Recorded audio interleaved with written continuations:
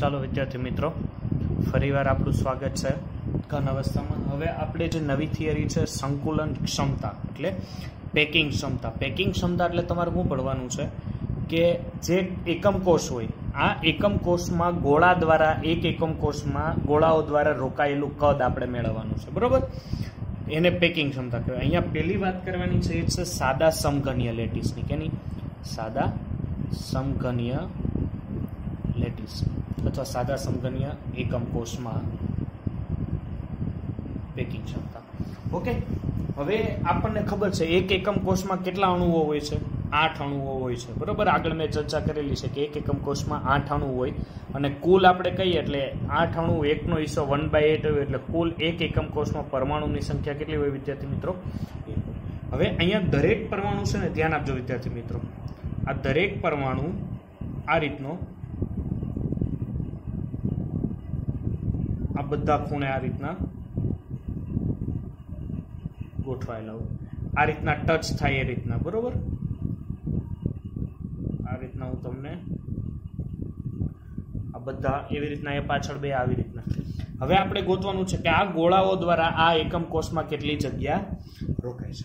Okay, તો સાદા સમઘનીય લેટીસના પરમાણુઓ સમઘનના ખૂણે ઉપર ગોઠવાયેલા હોય, જેટલા ખૂણા હોય, આગળના મેં 4 કીધા એવી રીતના એ 4 પાછળ હશે. હવે એક વસ્તુ યાદ રાખજો, જે અડધો ગોળો છે, અડધો ગોળો એટલે એની ત્રિજ્યા શું હશે? r. ત્યારબાદ અહીંથી આટલો અડધો ગોળો લ્યો તો આની ત્રિજ્યા શું થશે? r.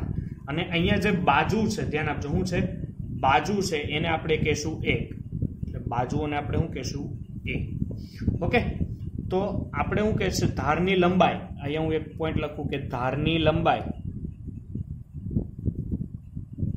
અથવા સમઘનની, ધ્યાન આપજો, ધારની લંબાઈ અથવા સમઘનની બાજુને a કીધો છે. ઓકે, આ ધારની લંબાઈ છે, સમઘનની બાજુ.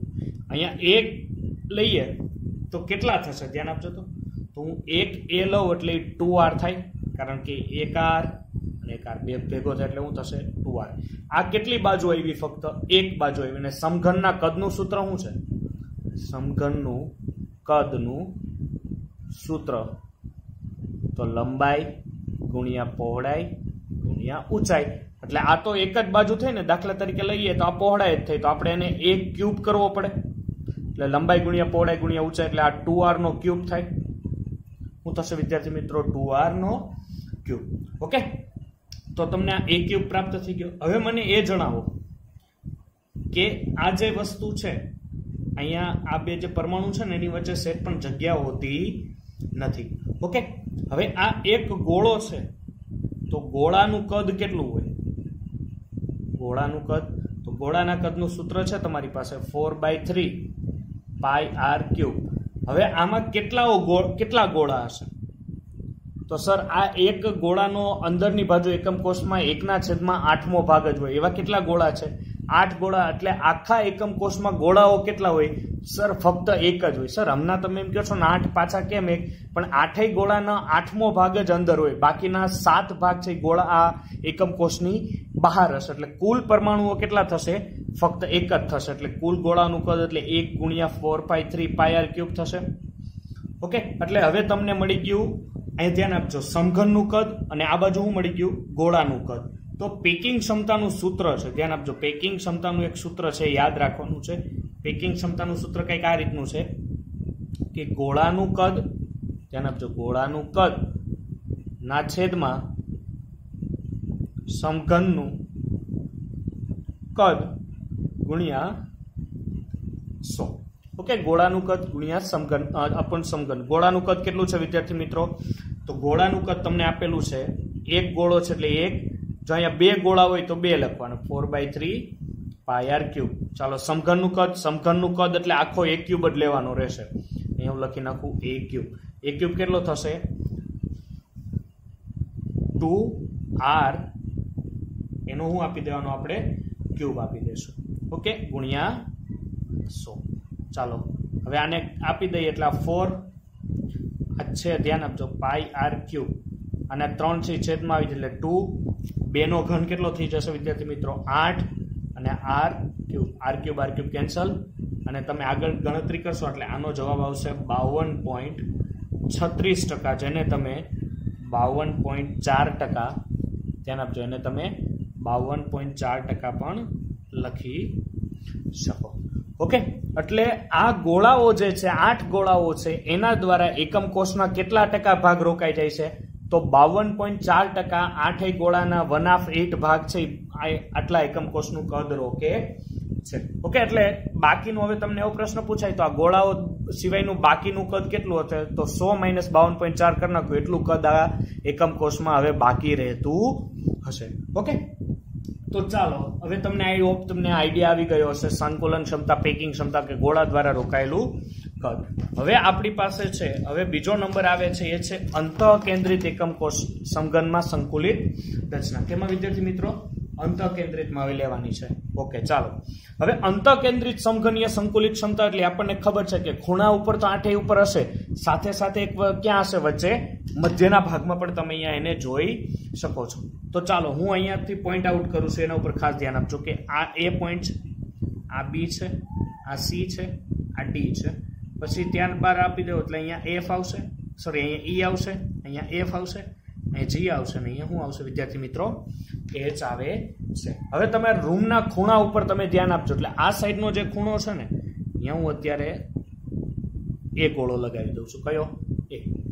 ત્યારબાદ હવે અહીંયા મધ્યમાં ધ્યાન આપજો, તમારી રૂમ છે એ રૂમના મધ્યમાં આ રીતના બી ગોળો ગોઠવાયેલો છે. કયો ગોઠવાયેલો છે? બી ગોળો. અને ખૂણા ઉપર એટલે તમારે રૂમમાં એક ક્રોસ મારવાના છે. ઉપરનો ખૂણો દેખાય તમને? આ તમારા રૂમને ઉપરનો ખૂણો, જ્યાં તમે વિડીયો લેક્ચર જોવો છો ત્યાંથી ઉપરના ખૂણાથી તમારે ક્રોસ આમ નીચેના ખૂણે આવવાનું છે. ઓકે, અહીં ધ્યાન આપજો, સામેની આ બે ઉપર ફલક ઉપર નથી, આ ગોળો મધ્યમાં છે, રૂમના વચ્ચે ભાગમાં. એ કઈ ફલકને અડેલો નથી પણ હવામાં એમને લટકતો એ રીતના છે. અને આ બીજો ખૂણો છે, એટલે ઉપરના ખૂણેથી તમારે સામેની બાજુને એકદમ વિરોધી પણ એનો નીચેનો ખૂણો લેવાનો છે. ઓકે, થોડુંક હવે નામકરણ એના ઉપર આપણે એક આઈડિયા આપી દઈએ. ધ્યાન આપજો, અહીંથી જે તમને આ ફલક દોરો છો તમે અહીંયા આપી દો સી નામ. શું આપી દો? સી. ત્યારબાદ આ એફ થી ડી ઉપર આવો તો અહીંયા આપી દો નામ ડી આપી દો. ઓકે, ચાલો હવે હું જોશો વિદ્યાર્થી મિત્રો કે હવે એક પોઈન્ટ આઉટ કરો કે તમને અહીંયા બે ત્રિકોણ મળતા હશે. જો એક ત્રિકોણ એ એફ અને ડી, આ ત્રિકોણ એ એફ ડી એક તમને મળે છે. એક ત્રિકોણ કયો મળશે? ઈ, પછી અહીંયા આવી જાવ એફ અને આ બાજુ ડી, તો તમને આ ત્રિકોણ મળશે ઈ એફ ડી. ઓકે, એટલે બે ત્રિકોણ છે તમારી પાસે, એ એફ ડી અને ઈ એફ ડી. ચાલો હવે પેલો ત્રિકોણ લ્યો કે ત્રિકોણ ઈ એફ ડી. ઓકે, ત્રિકોણ ઈ એફ ડી છે એટલે પાયથાગોરસના નિયમ પ્રમાણે કર્ણનો વર્ગ, તો અહીંયા કર્ણ આ તમારો 90 ડિગ્રી થાય એટલે તમારો કર્ણ શું થશે? બી. તો b square is equal two બાજુઓને આપણે શું કહેતા? એ, કારણ કે ધાર છે અથવા બાજુ છે એને તમે શું કહો? એ કહો. ઓકે, તો અહીંયા એ સ્ક્વેર પ્લસ એ સ્ક્વેર થાય પાયથાગોરસના નિયમ પ્રમાણે કર્ણનો વર્ગ ઇઝ ઇક્વલ ટુ બાજુના વર્ગનો સરવાળો. ઓકે, તો અહીંયા આ રીતના કરી શકું. ધ્યાન આપજો વિદ્યાર્થી મિત્રો કે B is equal to B square is equal to 2a square, અને હું આપમાં કહી શકું કે B is equal to √2a. Okay, એટલે આ પોઈન્ટ આવું અહીંયા યાદ રાખજો. ચાલો બીજો ત્રિકોણ છે તમારી પાસે શું છે સર? એ એફ અને ડી. તો આ ત્રિકોણ એ એફ ડી. હવે શું થશે? જાઓ વિદ્યાર્થી મિત્રો, ત્રિકોણ એફ ડી એટલે આ તમારો 90 ડિગ્રી થયો. ઓકે, તમે આમ જો ક્રોસમાં જોવો તો પેલા જ્યાં પોઈન્ટ આઉટ કર્યો છે ત્યાંથી ખૂણો 90 ડિગ્રી થશે, એટલે ત્રિકોણ એફ ડી. તો અહીંયા કર્ણ થશે સી, તો સી નો વર્ગ ઇઝ ઇક્વલ ટુ બી નો વર્ગ, કારણ કે બી બાજુ થઈ. ઓકે, અને એક આ એ બાજુ થઈ એટલે b square plus a square. B square છે તમારી પાસે શું છે? 2a square. તો b square plus 2a square is equal to a, એટલે શું થશે? 3a square. અને સી સ્ક્વેર, તો સી ને જો હું આ રીતના કરું તો √3a. ઓકે, તમને આ પ્રાપ્ત થઈ ગયો. હવે જુઓ તમે વિદ્યાર્થી મિત્રો એક વસ્તુ કે આ ચારેય ગોળા છે, આ ચારેય ગોળા ઉપર એક નજર થોડીક તમે મારો, એટલે આ અડધો જ ગોળો છે એટલે એની ત્રિજ્યા શું હશે? આર. આ વચ્ચેનો આખો ગોળો છે, આખો ગોળો છે એટલે એની આની ત્રિજ્યા આર પ્લસ આર એટલે કુલ 2r થઈ, અને આની ત્રિજ્યા પણ શું થશે? આર. એટલે કુલ કેટલા 4 થયા? ત્રિજ્યા કેટલી થઈ સર? 4 થયા. પણ કયા કર્ણ ઉપર છે? કઈ બાજુ ઉપર છે સર? તો સી ઉપર છે, તો she is equal two 4r. જો આ એક આર, પછી અહીંયા આખો ગોળો છે એટલે એની 2 વાર ત્રિજ્યા હોય એટલે 4r, અને પાછો અડધો જ છે અહીંયા એટલે r, એટલે કેટલા 4r. તો c is equal two 4r, તો આ કિંમત મૂકો તો 4r is equal two √3a. એને કરતા બનાવો તો શું થશે કે 4r √3. આ તમને શું મળ્યું? બાજુનું કદ. હવે તમારે એને લંબાઈ ગુણ્યા પહોળાઈ ગુણ્યા ઊંચાઈ કરવી એટલે a cube is equal two 4r upon √3 cube. ચાલો અહીંયા સુધી તમે પહોંચ્યા. ચાલો હવે શું કાર્ય કરવાનું છે કે સર હવે મેળવવાનું, આ તો સમઘનનું કદ મળી ગયું. કોનું કદ મળ્યું? સમઘનનું કદ. ચાલો હવે ગોળાનું કદ મેળવો. ગોળાનું કદ. ચાલો કેટલા ગોળા હોય આમાં? તો સર આમાં તો જો ખૂણા ઉપર 8 હોય એટલે 1/8 × 8 એટલે કુલ ખૂણા ઉપરનો 1 થાય, અને સાથે સાથે એક મધ્યમાં આખો ગોળો એટલે કોઈ ભાગીદારી એટલે કુલ ગોળા કેટલા થયા? 2. તો એક ગોળાનું 4/3 πr ક્યુબ હોય તો 2 ગોળાનું તો આપણે એને ગુણાકારમાં 2 વડે ગુણી દઈશું. ઓકે, ચાલો હવે સૂત્ર મૂકી દઈએ પેકિંગ ક્ષમતાનું કે પેકિંગ ક્ષમતા ઇઝ ઇક્વલ ટુ, ધ્યાન આપજો, પેકિંગ ક્ષમતા ઇઝ ઇક્વલ ટુ ગોળાનું કદ ના છેદમાં સમઘનનું કદ. ચાલો ગુણ્યા 100. ચાલો ગોળાનું કદ કેટલું છે સર? 2 × 4/3 πr cube. ત્યારબાદ આપણે કોનું કદ બીજું મેળવવાનું છે કે અહીંયા છે આપણી પાસે 4 √3. આને પણ હું ક્યુબ આપી દઉં અને r ને પણ અહીંયા ક્યુબ આપી દઉં, કારણ કે આ ઇઝીલી ઉડી શકે એટલે r ક્યુબ કેન્સલ, અહીં ગુણ્યા 100 કરવાના બાકી રહી ગયા હતા. ચાલો એટલે અહીંયાથી હવે પદ થોડુંક હું આગળ વધારું, ધ્યાન આપજો. તો 8/3 પાઈ અપોન, ધ્યાન આપજો, આનો ક્યુબ કરવું એટલે ચોકે ચોકે બરોબર છે 16 ચોક 64 એટલે 64/3 × √3. ઓકે, ગુણ્યા 100 અને પાઈની કિંમત 3.14. આ જે ગણતરી કરશો તમે એટલે આનો જેવો જવાબ આવશે એ આવશે 68%. કેટલો આવશે વિદ્યાર્થી મિત્રો? 68%. એટલે કે 8 ખૂણા ઉપર પણ પરમાણુ હોય, ધ્યાન આપજો, 8 ખૂણા ઉપર પણ પરમાણુ હોય ને એક મધ્યમાં પરમાણુ હોય તો એના દ્વારા એક એકમ કોષનું કેટલા કદ રોકાઈ જાય? 68% કદ છે એ રોકાઈ જાય છે. કેટલું રોકાઈ જાય? 68%. ને બાકી રહેલું કદ છે, તમને પ્રશ્ન પૂછે કે તો એકમ કોષમાં કેટલું કદ બાકી રહે? તો 100 - 68 કરી નાખો, એટલું કદ છે એટલું બાકી રહે છે. આઈ થિંક 32% જેટલું કદ એકમ કોષમાં બાકી રહે જો 8 ખૂણે આવી જાય અને એક મધ્યમાં પરમાણુ આવી જાય તો. ઓકે, તો ચાલો હવે આપણે આગળ જે ચર્ચા કરવાની છે એ એક આપણી પાસે નવો અથવા લાસ્ટ પેકિંગ ક્ષમતા છે, જે ફલક કેન્દ્રિત પેકિંગ ક્ષમતા આપણે એને કહીશું. ફલક કેન્દ્રિત પેકિંગ ક્ષમતા એટલે શું? તો ફલક કેન્દ્રિત એટલે શું હશે કે સર એ ફલક ઉપર હશે. તો ચાલો આ સાઈડથી ફરીથી હું નામ આપી દઉં છું, અહીંયા ધ્યાન આપજો ફલકમાં, કે હું અહીંયા કહી દઉં છું કે આને A કહું, ઓકે, આને B કહું છું, અને ત્યારબાદ C અને D, જે પ્રમાણે ગયામાં નામ આપેલા એ પ્રમાણે F, અહીંયા આપી દઉં G અને અહીંયા આપી દઉં H. ચાલો હવે શું કરશું વિદ્યાર્થી મિત્રો કે અહીંયા આપણે એક ગોળો દોરવાનો. આ ફલક ઉપર છે એટલે અહીંયા ફલક આવી જશે અને અહીંયા પાછો આ ખૂણો એટલે ક્રોસ મારવાનો રહ્યો. રેડી? આ ફલક ઉપરનો છે. હવે ધ્યાન આપજો, તો ફલક ઉપરનો છે. ચાલો આની વચ્ચે એકદમ સરસ મજાની આ રીતના દોરવાનું, આને આપી દઉં છું નામ B. તો તમને અહીંયા એક ત્રિકોણ દેખાતો હશે. ત્રિકોણ હું થોડોક હાઇલાઇટ કરું. ત્રિકોણ A છે, B અને આ C. ઓકે, ત્રિકોણ ABC દેખાશો હશે તો હું અહીંયા લખી નાખું ત્રિકોણ ABC. ફરીથી ત્રિકોણ ABC છે એટલે પાયથાગોરસના નિયમ પ્રમાણે AC². AC તમારો શું થશે? કર્ણ, કારણ કે આ 90 ડિગ્રી થાય તો AC કર્ણ થશે એટલે કે હું ડાયરેક્ટ અહીંયા લખું B² અને આ તો બે બાજુ છે એટલે B² = A² પ્લસ A², એટલે B² = 2A² અને B આપવું એટલે √2A. ઓકે, ધ્યાન આપજો, આ જે અમુક સૂત્રો છે જે મેં અંડરલાઈન કર્યા છે, ધ્યાન આપજો, બહુ ઇમ્પોર્ટન્ટ છે આ. અને ઘણીવાર આ રીતના પણ લખીશું કે R = √3/4A. બરોબર? આ સૂત્ર દાખલામાં ખૂબ જ અગત્યના ગણવામાં આવે છે ત્રિજ્યા શોધવાને એ શોધવા માટે. ચાલો એટલે અહીંયા છે. હવે હું કરું છું કે ફરીથી ત્રિજ્યા મેળવવાની છે. ધ્યાન આપજો, તો અહીંયા B છે, આ અર્ધ ગોળો છે એટલે આની ત્રિજ્યા R. આ વચ્ચેનો છે એ આખો ગોળો છે એટલે અહીંયા સર તમે તો ફલક કેન્દ્રિતમાં 2 ભાગ પડે પણ ત્રિજ્યા તો તમને આખા ગોળાની જ મળશે એટલે આની કેટલી મળશે? 2R. ના લાસ્ટ ગોળો છે અડધો છે એટલે એની કેટલી મળશે r, એટલે b is equal two 4r થયા. અહીંયા b છે આ રેખા એટલે એના ઉપર 4r, તો અહીંયા મૂલ્ય મૂકો એટલે 4r is equal to √2a. જો હું એને કરતા બનાવું તો 4r અપોન √2a. ઓકે, હવે જો હું અહીંયા r ને કરતા બનાવું છું તો a √2√2. ઓકે, કારણ કે a √2√2 પણ અહીંયા કહી શકાય.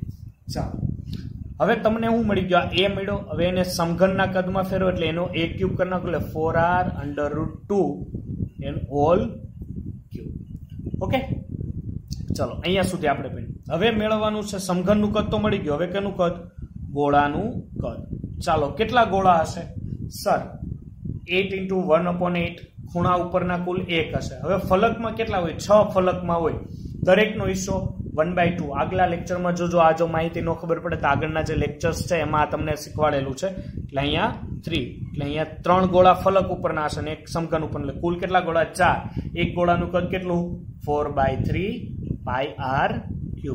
એટલે કુલ અહીંયા 4 × 4/3 πr3. ચાલો, પેકિંગ ક્ષમતાનું સૂત્ર મૂકો તો પેકિંગ ક્ષમતા ઇઝ ઇક્વલ ટુ ગોળાનું કદ ના છેદમાં સમઘનનું કદ. બરોબર છે, મેં ડાયરેક્ટ લખી નાખ્યું છે.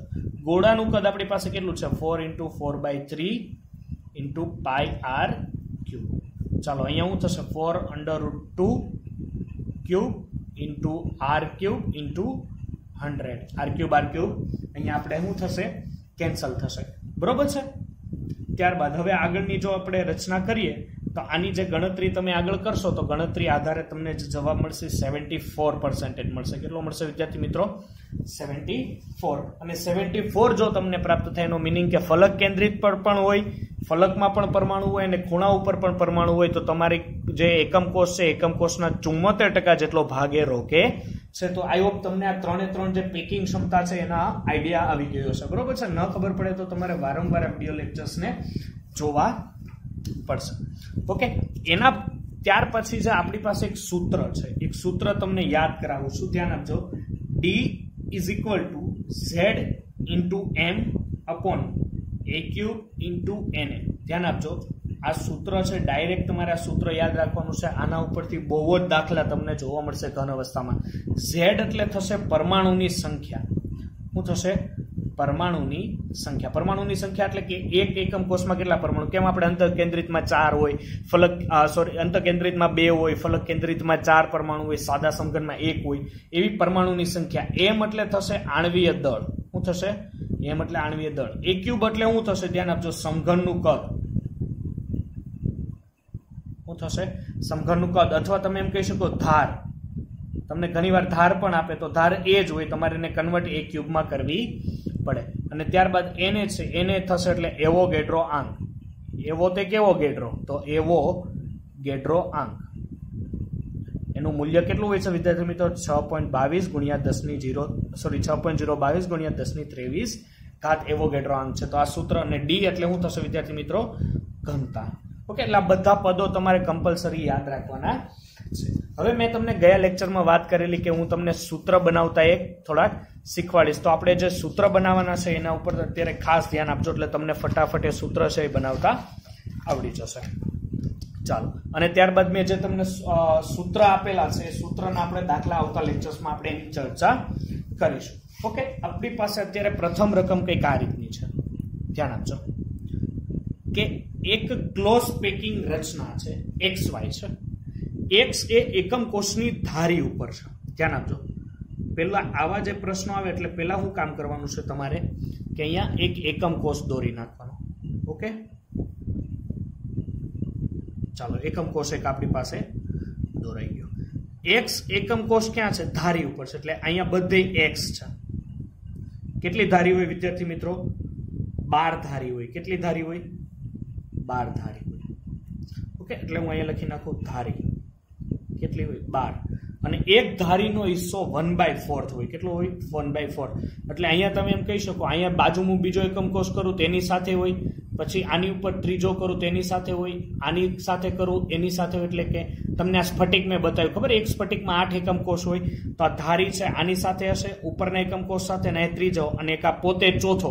એટલે આ જ એક ધારી છે એના 4 ભાગ પડે. એવી જ રીતના આ ધારીના 4 ભાગ પડે. એટલે બધી ધારીના કેટલા ભાગ પડે?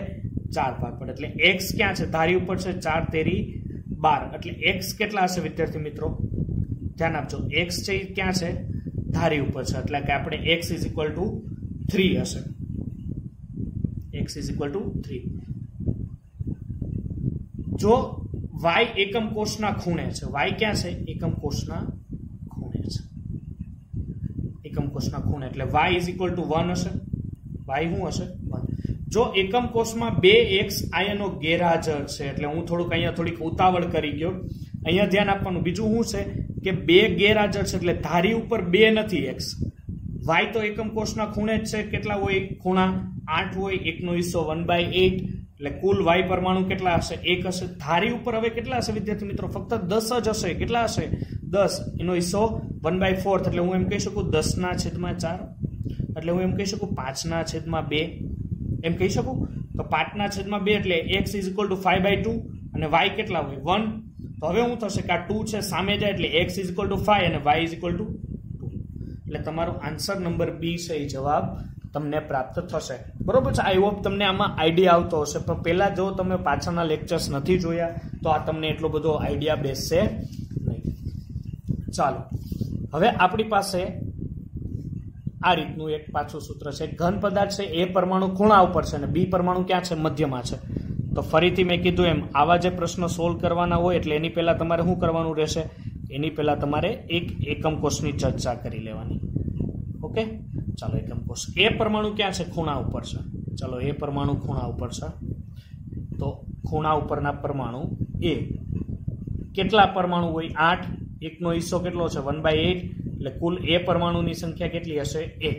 ચાલો, પછી એક ક્યાં છે? બી પરમાણુ મધ્યમાં છે. એટલે બી પરમાણુ એકમ કોષના મધ્યમાં છે. મધ્યમાં બી પરમાણુ છે, કોઈ ભાગીદારી હોતી એટલે બી પરમાણુ આખો, એટલે આખું સૂત્ર જે સંયોજનનું બનશે એ બનશે એ બી. એવો ઓપ્શન નંબર આપણી પાસે એક છે, ઓપ્શન નંબર બી. ઓકે, ચાલો હવે આપણે આગળ જે એની છે ચર્ચા કરીએ. તો હવે આપણી પાસે એક નવું જે પોઈન્ટ છે, આ નવું જે રકમ છે કંઈક આ રીતની છે. ચાલો, શું કહેવા માંગે છે રકમ? કે એક ઘન પદાર્થ W પરમાણુના ખૂણા ઉપર છે. એટલે પહેલું કામ શું કરવાનું? આવા પ્રશ્ન આવે એટલે પહેલું કામ, સર અમે પહેલું કામ કરશું એકમ કોષ દોરી લો. પછી આમાં એકમ કોષ ગમે તેવો દોરાય, પણ એકમ કોષની રચના તમારે કરી લેવી.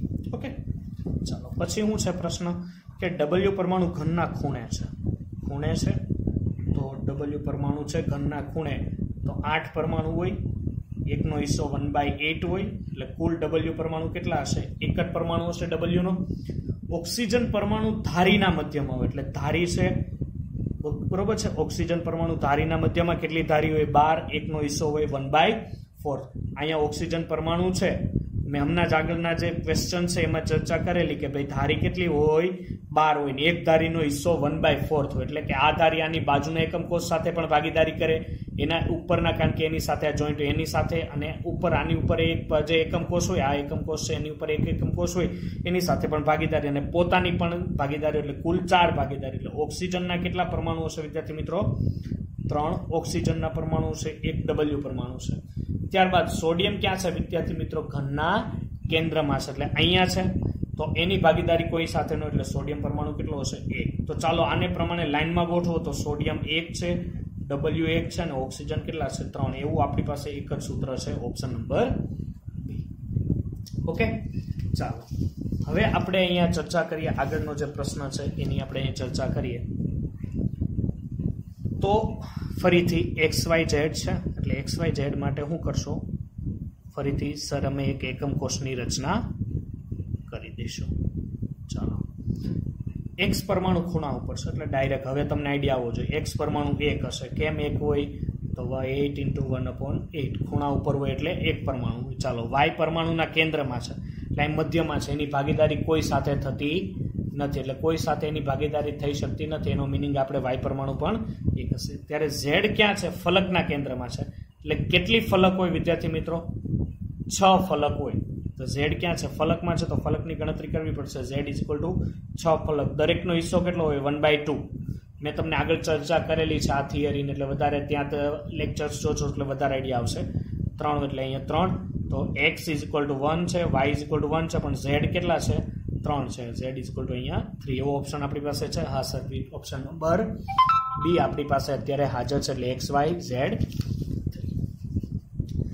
ચાલો, હવે આપણી પાસે લાસ્ટ જે ક્વેશ્ચન છે, આ લાસ્ટ ક્વેશ્ચન કંઈ કે છે કે આ પ્રમાણે એક એફસીસી રચના છે. એફસીસી રચના છે એનો મિનિંગ એ ફલક પર પરમાણુ હશે. એટલે ચાલો, એ પરમાણુ ઘનના ખૂણા ઉપર એ પરમાણુ છે. ક્યાં છે? એ. એટલે ખૂણા ઉપર એ પરમાણુ છે. એટલે 8 ખૂણે 8 એ પરમાણુ છે. બી પરમાણુ ફલક પર છે.